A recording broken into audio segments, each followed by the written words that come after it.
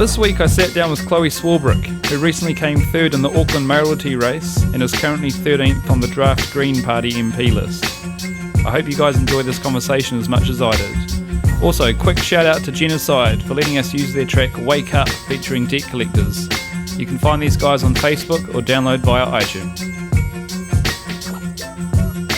Soldiers, don't give yourselves to brutes. Men who despise you, enslave you, who regiment your lives, tell you what to do, what to think, and what to feel, who drill you, diet you, treat you like cattle, use you as cannon fodder. Don't give yourselves to these unnatural men with machine minds and machine hearts. Yeah. You are not machines, you are not cattle, you are men. Wake up, wake up, wake up, wake up. All the greed and the money got the government corrupt. Wake up. Chloe, thank you very much for making some time to see us and sit down for a chat before you jet set back to the big smoke. Hey, no, it's all good. How's your time been in Christchurch?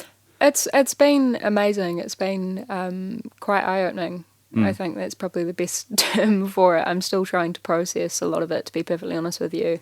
Have sat down with a number of councillors in Land Farm this morning from ECAN, awesome. Obviously. She's such a cool chick. So cool. She is. Yeah, and really inspiring. Had a tour of the Red Zone this afternoon, which, to be honest, was actually quite emotional. I don't know if I knew it intellectually what had happened, but my tour guide was someone whose family home had been destroyed in the quakes. Oh, wow. And to actually comprehend the fact that so many people lost their livelihoods and their memories and things. Well, it's still very much a city that's healing. Absolutely. As you can There's see still in the so city much centre. to be done. I mean, talking about the cathedral.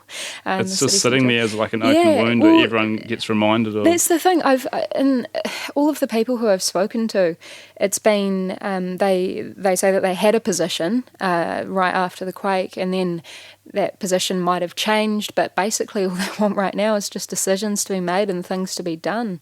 That's what the city wants, is action, just to move on, I think. Yeah. And that doesn't seem to be happening anywhere near enough. No, unfortunately not, no. I mean, it seems to be that there's a bit of a loss of opportunity in quite a few places as well, with regard to a lot of contracts going to just building those massive buildings in town, which obviously could be great, but if it's not dappled with, those smaller, unique individual places and spaces that can be filled up by small business, it does feel like a lost opportunity there. The one good thing is the cycleways which they're putting in now. And it's rad, as a cyclist, it's amazing. Christchurch is so flat. It is. And there's so many people out there. I mean, in winter, probably not as many, but in the summer, it's just cyclists everywhere. I mean, parking, traffic, it makes sense. I mean, obviously in Auckland, it's a bit tougher to implement because it's such a hilly city, but in Christchurch, it's awesome that we're making most of that. Absolutely. And I mean, in Auckland, it's kind of just like there was no city planning to begin with, so we've obviously got all of that spread as well.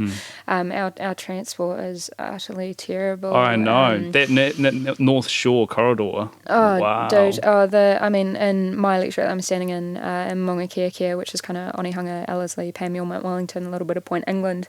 There's there's not even the proposal, they're just kind of ramming it through the national government to build the East-West link, which is a $1.8 billion road. Just a casual. Yeah, I went to one of the only public meetings that they held about it, which was rather poorly advertised in the back of Onehunga Library. There were about 12 people who turned up, 5 of which from NZTA, and asked NZTA, what were the issues that you identified, which this road was proposed as a solution for, and had them admit that inherent in the issues that they identified, they were always going to build a road, insofar as the two big issues were increasing accessibility to State Highway 20 for trucks and increasing accessibility to State Highway 20 for private transit, i.e. cars.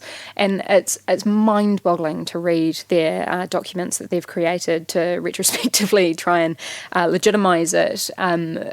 Probably the funniest thing is they're saying that right now the foreshore is only available to cyclists and pedestrians, and they want to unlock it for cars as well. you know, 'Cause that makes you sense, doesn't can it? sit bumper to bumper, watching the view that your CO2 emissions are helping to desecrate. Amazing. Yeah, and they're just ramming it through the EPA. That's another piece. Just the roads of national significance legislative structure is Something that needs massive change. yeah, it really does, man. It really does. It's quite depressing, to be honest. But yeah, again, that's the thing is, in talking about transport planning from a central government perspective, it's roads. They had to be dragged kicking and screaming to fund half of the City Rail Link, the project in the middle of Auckland CBD, which will double the capacity of our trains. But Auckland Council had to make so many concessions on it that it's going to be problematic as we grow. And it's like that's the time that we're actually digging down and we're laying the foundations for something which could build an amazing future for the public transport of the city. But we're making concessions on it and, you know, shortcuts. What about going back to diesel trains rather than electric? Yeah, I know. I mean, I think It's Julian just sometimes Genter, you're just hitting your head yeah. against a wall. It's just crazy, isn't it? Yeah, I think Julian Genter made probably a great strong statement about that in Parliament. Obviously, it's dinosaur behaviour. It's so short-sighted, and I think it was the rationale that the government were using was along the lines of they're saving $50 million or something. But again, that $50 million that they'll be saving will be short-term 100% savings as short-term. well. I can't fathom. I can't get inside the head of that caucus. No, it pays not to. Yeah. So, Chloe, tell us a bit about your run for Mayoralty first. Yeah. Well, I mean, it's. So I was at BFM for 4 years. I hosted a show called The Wire, which was the daily current affairs show. I bounced around, did a few different days of hosting. And at the end of 2015, I was interviewing who the mainstream media had pegged as the top 4 contenders. So Vic Crone, John Polino, Mark Thomas, and obviously Phil Goff. And talking to them about all of these issues that Auckland was facing, which I was right in the middle of because all of my friends kind of obviously reaching adulthood, graduating, all those kind of things, trying to find jobs, trying to find houses that were warm, dry and affordable. Good luck. And navigate their way around the city. A lot of them creatives who are kind of bouncing off to Berlin and Australia and things, you know, in Australia in particular, so that they could earn $22 an hour bagging supermarket groceries. Crazy, isn't and it? then, you know, spend the rest of the time doing their hobby or their vocation or the thing that they loved. Knowing that there was just this underground of talent in Auckland as well that totally wasn't being recognised. And we also had an opportunity with the local government elections to recognise that, particularly with our music venues and otherwise. But yeah, so I was interviewing these 4 candidates and a few of kind of the council candidates, and I was uninspired, to put it politely, I guess. You know, in tandem with all of these opportunities that we had with such a creative population, we're obviously facing these enormous, magnified, massive problems in housing, manifesting in homelessness as well, and transport and environmental destruction. And no one was proposing anything that was bold, and I mean, if you go into Auckland Council's website and look up the role of mayor, that's literally what their job is. They're essentially a glorified councillor insofar as they are one voice of 21 on council, but they're externally facing. They're the face of council. So their job, literally the job description, is to have a vision for Auckland and to galvanise council around making that happen, but also, obviously, the people of Auckland. Was also investigating the fact that there was a trend of decline in voter turnout. In 2013, the election prior to 2016, last year's one, voter turnout was 34.7%.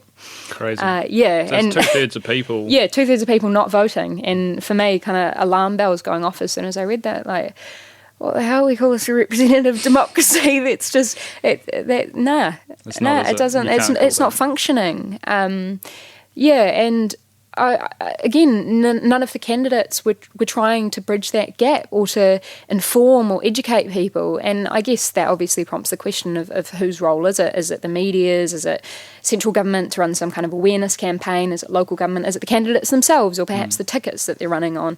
But the way that I saw it is if that was the role that they were gunning for, to have that vision, they bloody well better have that vision and be promoting it and communicating it with people. But that that boldness was just totally absent, which is totally indicative of New Zealand politics of the day. But anyway, so talked to my producer Lillian Hanley about this, and somewhere along the line in the conversation, the kind of joke idea came up for me to run. Because we had a few texters for my show, texting in always after my show saying Chloe for Prime Minister or whatever. Awesome. Which, it's the classic. Make it happen. Yeah. I mean, I kind of had my own spiel throughout the show. I acknowledged very early on that there was no such thing as a journalist being unbiased, so I always acknowledged that bias and then gave my take on things, which would be great if other journalists akin to Mike Hosking, although I don't know if the journalist label applies there, but nonetheless, Mike, if you're listening, which I'm guarantee you will be. And so Lillian suggested that I run, and it was absolutely ludicrous. I mean, obviously, Chloe Swarbrick, 22. Yeah. And the more that we thought about it, I mean, for me in particular, it was just like, well, the only barrier to democracy right now is an R18 label. So democracy belongs to me as much as it belongs to any 60-year-old or 45-year-old or any 18-year-old, you know. Well, some would even argue even more so. I mean, because we're going to be the ones that are inheriting this country. Absolutely. Why should we not be involved in the democratic process and making sure that the foundation stones are laid so the next 100 years, at least our generation, our children's generation, are going to benefit from that. Totally. And if you look at kind of the assumptions and prejudices that surround politics and politicians of the day, and our notion of what a politician is, you know, it's a liar or a cheat, a person with their snout in the trough. And it just results in this cyclical lack of expectation, which results in people not trusting politicians, which results in them not voting, which results in this continual cycle of entrenchment of power and wealth. And that was the other thing, is all of these candidates who had put themselves forward were older, you know, they were 45 plus, all dressed sharp and professionals, and had never known a job in the past decade that paid less than 100k. How's that representative? And all kind of homeowners. Yeah. And it just, to me, didn't strike a chord with the reality of Auckland at the moment. So it was like, democracy belongs to me and all of my friends as much as it belongs to those polished, supposedly professional politicians.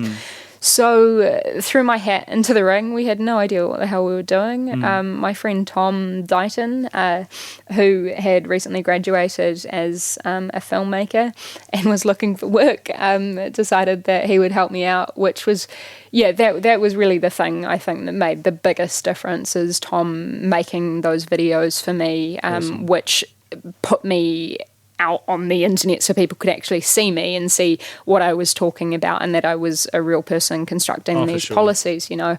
So actually talking to people as well, because obviously I'm never going to be able to get tons of people to turn up to a meeting about politics, but you can reach people through social media where they are whenever they want to be reached, you know. They can save the video for later and watch it or whatever.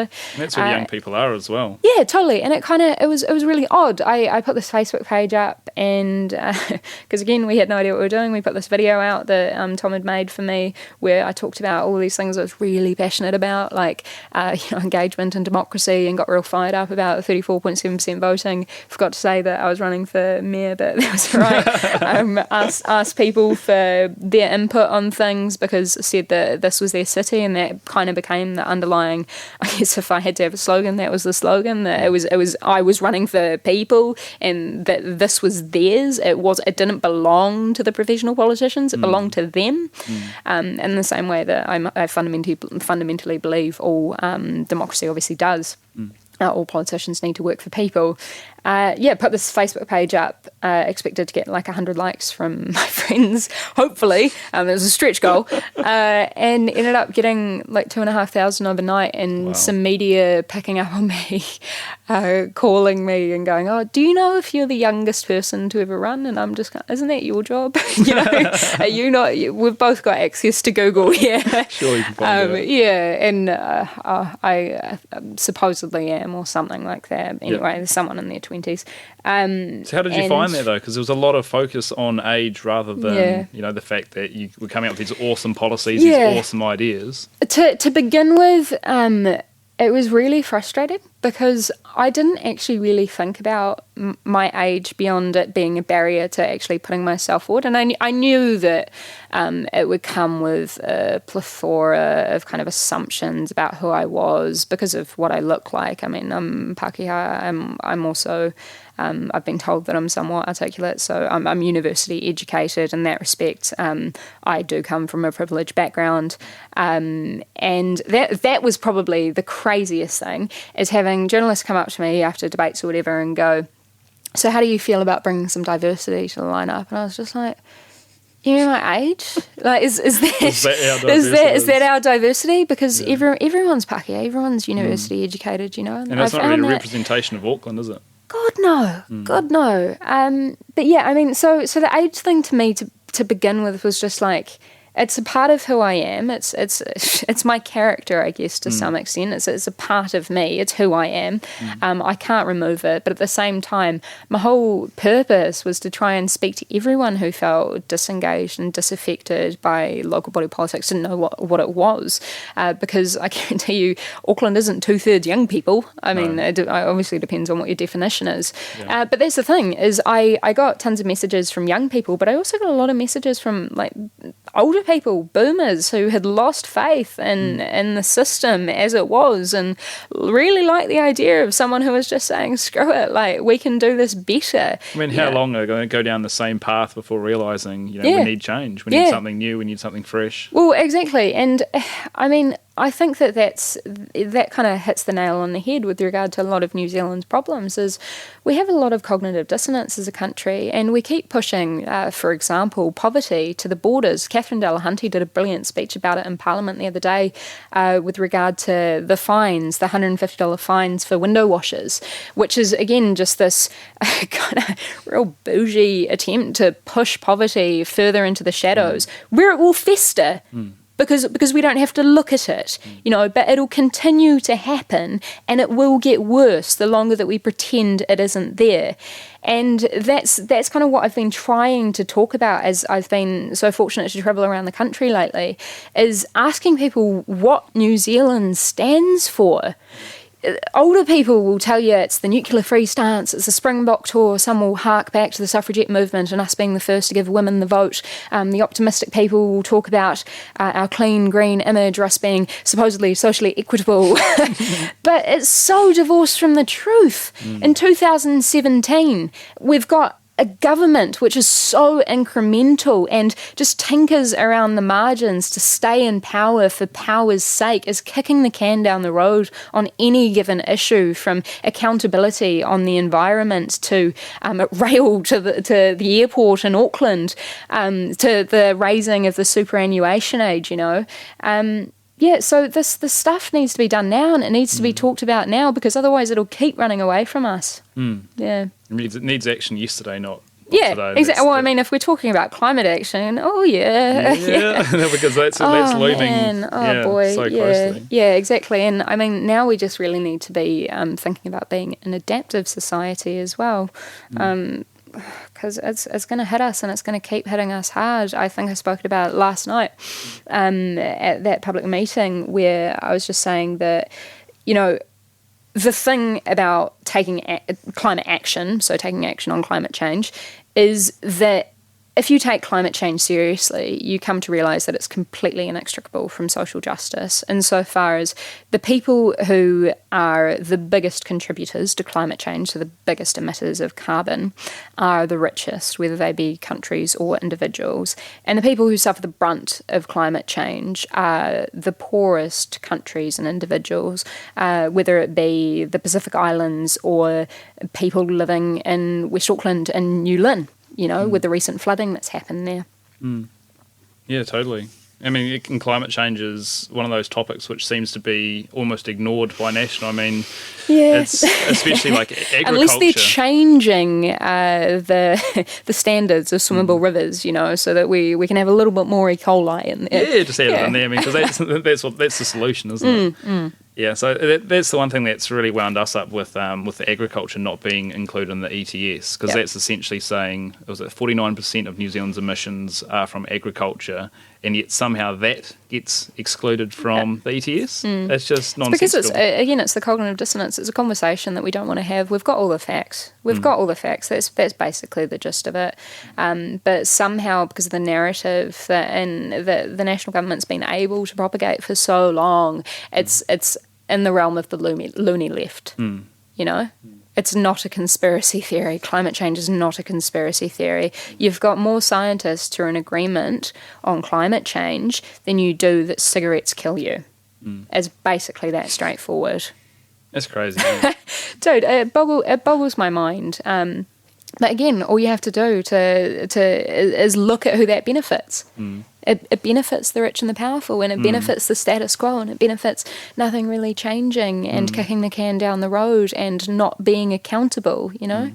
Have you seen the documentary Merchants of Doubt? No, I haven't. Really good documentary. Yeah? I highly recommend it. It discusses all about how the big money behind, say, tobacco historically, now we're looking at climate change, how there's so much invested in their current model that they're just investing it all into lobbyists and that, and people to get into the public domain and just create uncertainty to seed these ideas that, climate change isn't real, and you know, it's so adequately highlights these massive issues where, I mean, fossil fuels is one of the biggest industries in the world.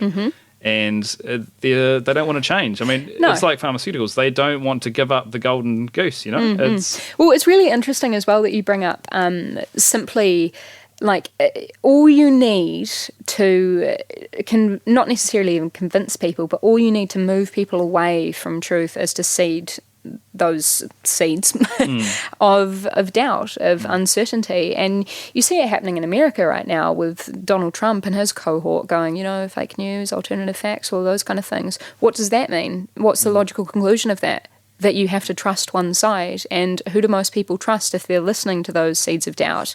It's Donald Trump. You know, it makes him the arbiter of truth, which is really scary. Yeah, but I mean, that's also what you get when you have a fourth estate that relies on commercial imperative. That's it. Yeah. Okay, with your, you currently, the draft Green MP list came out and you were sitting at 13th, which is pretty incredible. Lucky number, right? I think, very lucky number 13. That's awesome. So I guess it's almost like a gradual progression from the mayoralty run into the next stage. So how did that play out? I don't know. To be totally honest with you, I didn't see myself as a politician a year ago, and then you go, in July, we're just like, we'll run for mayor, see what happens. Because you came, I mean, third in Auckland mayoralty, you kicked two pretty experienced people. John Polino, hopefully, he won't be running again. That's a good boy. Given, obviously, he also ran in 2013 against Len Brown, and there was all of the releasing of the indiscretions and things, which was a little bit dubious, but nonetheless, and Mark Thomas, who has made it quite apparent that his intention is to come back and run again in 2019. But and they spent a lot of money on their campaigns and had double the time. Had double the time that I did. So how did you manage? I mean, obviously you're not wealthy, I don't assume. I got $43,000 worth of debt, just my student loan, and that's not. I didn't even take out any living costs. I was working the whole time through it. That's 2 degrees though. I don't know. I guess, and it's all I've got is anecdotes because, again, no public entity wants to invest in actually researching how people vote or why they don't or why they voted the way that they did in New Zealand at the moment. I guess it was what people said resonated with them was honesty. For sure. And I was honest because I had nothing to lose, I guess, and because I was just pissed off, and I was doing it because I wanted that. My whole shtick was just like, I mean, of course, I'm 22. I don't know everything, but also any politician who tells you they know everything is completely lacking self-awareness or lying to you. But also what's saying that you know everything or pretending like you're infallible means is that you're unable to admit where you're wrong, you're unable to move away from this dogmatic tribalism and unable to engage in constructive debate and discourse. And that's really disheartening. And I think that's why a lot of people are switching off from the politics, politics right now. Yeah. Because there's no honesty in politics, is there? No one can trust politicians. No, well, and that feeds back to what I was saying before about this cyclical lack of expectation, right? Is we think that politicians are all of these things, and for the most part, they prove themselves to be exactly that, and that means that we're like, yeah, no, don't really trust you, which in turn results in this trend of decline in voter turnout. But I also think that voting is not the only way that younger people and people in general are politically engaged, to be honest with you. I mean, there's tons of evidence to show, particularly with the advent of the internet, online petitions, and also protests. If you look at protests recently, if you look at the anti-TPPA movement, and you know the Women's March up in Auckland, there was the No Ban No Wall rally. There's the legalised cannabis marches. People care about stuff, and that's the other thing is that we've tried to, well, not we obviously, but the powers that be, or whatever we want to characterise them as, have tried to squeeze values out of politics, and it's become incredibly technocratic. And it's part and parcel of that incrementalism and the machine of power, which is kind of this corporatisation of the government. You know, you had Bill English referring in his speech yesterday with the budget to citizens as customers. Yeah, and I mean it's just terminology at the end of the day, but terminology, it speaks volumes. Of course it does, and people react to that. Yeah, quite viscerally, or at least I hope that they do. Yeah. I hope that we're not so resigned and fatalistic. We're just like, oh yeah, that's what to expect. What we're at right now. Yeah, and I guess that's why I joined the Green Party, right? I mean, I care so deeply about the future of our country, as I think everybody does, to be honest with you. Nobody has a monopoly on that, especially not the people in Parliament. But the Green Party values, if you look at our charter and you look at what we stand for, the Green Party obviously being an international movement, but in New Zealand we're grounded in Te Tiriti o Waitangi, recognising that is the founding document of New Zealand and interpreting our charter principles through that lens. You've got social responsibility, ecological wisdom, recognising that the world is finite, as are our resources, non-violence, and ecological wisdom, social responsibility, non-violence, and appropriate decision-making, i.e. devolving decisions down to the level that affects people the most. And that's why I think the Greens do so well in local government elections and other jurisdictions around the world, because we care, like that's the place where you can make a lot of difference to people's everyday lives, whether it be open green spaces or the likes of public transport and things, you know? Yeah. That's really awesome.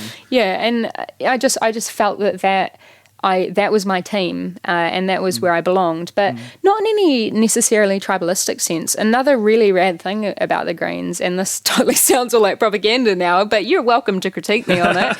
The other thing that I really love about the Greens is we can't be taken over because of our internal commitment to democracy, and that's what the initial list is that you were referring to before. So that's probably a great example of it. We had this candidate conference down in Wellington, or up for you guys in Wellington, about 2-3 months ago now, where delegates from around the country who are selected by their local branches, which are usually kind of based around an electorate, and all of the candidates, all the people who wanted to be on our list, go to this conference, and it's this 3-day kind of bunch of different activities where candidates basically have to show what they're made of, and then all of those delegates who are obviously chosen by their local branches kind of form their opinions, go back to their branches, make up these draft lists, then talk to their branches about it, then vote on the draft list.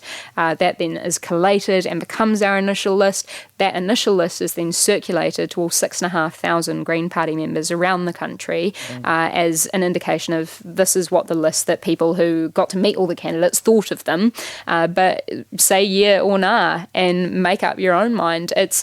it's pure democracy in That's that awesome. respect, and we're trying to model or emulate what we want to see in the general public, which is an informed populace making decisions on that information.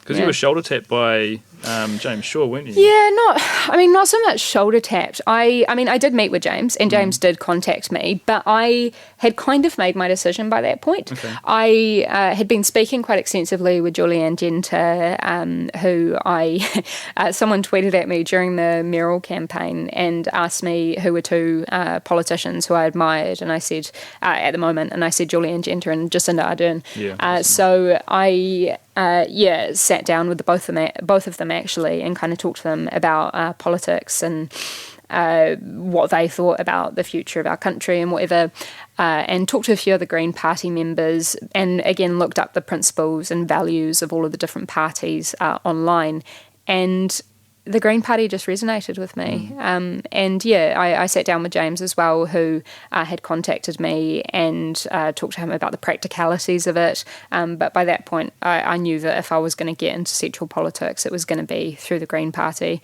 Because, that's the other thing, actually, is a lot of my supporters throughout the local body campaign last year wanted to see me continue running as an independent. Oh, for sure. Yeah, and I guess the reason for that is that it doesn't come with historical baggage or whatever, or preconceived notions or narratives about what you represent. But I never wanted to be the Chloe Swarbrick, and I've found that quite difficult, to be honest with you. I definitely am quite an introvert insofar as I can't do the typical politician-y things, and also obviously I never envisioned myself becoming a politician. It was a bit of an experiment what I did last year, but I fell into this, and the Green Party was just always my home.